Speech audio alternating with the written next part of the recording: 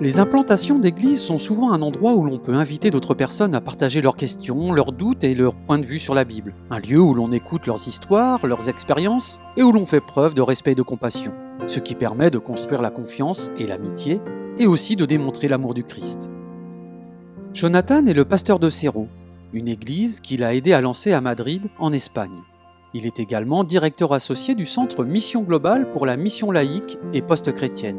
L'objectif de ce centre est de mieux comprendre les personnes habituées aux idées de la société moderne actuelle et de les aider à vivre une véritable expérience avec Dieu. Il a découvert que les personnes qui ne se sentent pas à l'aise dans une église traditionnelle déjà établie sont souvent prêtes à rejoindre un nouveau groupe en développement qui leur paraît plus amical, plus authentique et plutôt diversifié. Aujourd'hui, l'Espagne est le pays le plus sécularisé. Elle a le taux de laïcité le plus élevé d'Europe. Jusqu'à 60% de la population ne croit pas en Dieu, ou du moins ne pratique aucune religion. Aussi loin qu'elle se souvienne, la relation de Sylvia avec Dieu a connu des hauts et des bas. Son enfance passée dans une école chrétienne l'a amenée à penser que Dieu était strict. Mais elle se demandait s'il n'y avait pas plus que lui. Et elle a donc commencé à chercher.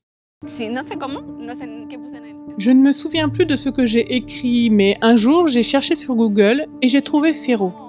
J'y suis allée seule et à ma grande surprise, je me suis sentie très à l'aise.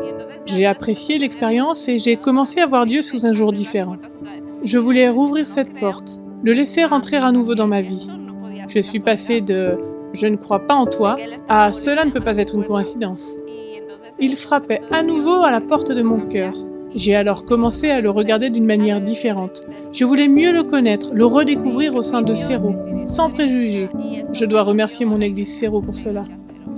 Elle a entamé une relation avec nous et petit à petit, elle a décidé de se faire baptiser au bout de 2 ans. À Cerro, je me sens aimée et c'est quelque chose d'absolument magnifique.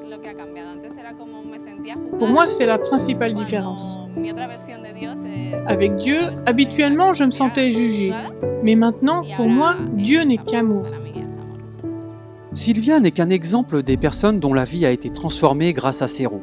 Cette communauté continue à se développer. C'est pourquoi elle construit un nouvel espace pour accueillir davantage de monde et étendre ses services afin d'aider à résoudre les problèmes de société. Nous ne voulons pas nous contenter d'ouvrir le jour du sabbat. Nous voulons un centre d'influence qui aide les personnes souffrant de troubles mentaux. Un café où nous vendrons de la nourriture végétalienne et végétarienne. Les revenus serviront à soutenir la santé mentale des personnes qui n'ont pas les moyens de s'offrir une thérapie mentale. En particulier en Europe, et je dirais que dans le cas de l'Espagne, le nombre de suicides a triplé après la pandémie du Covid.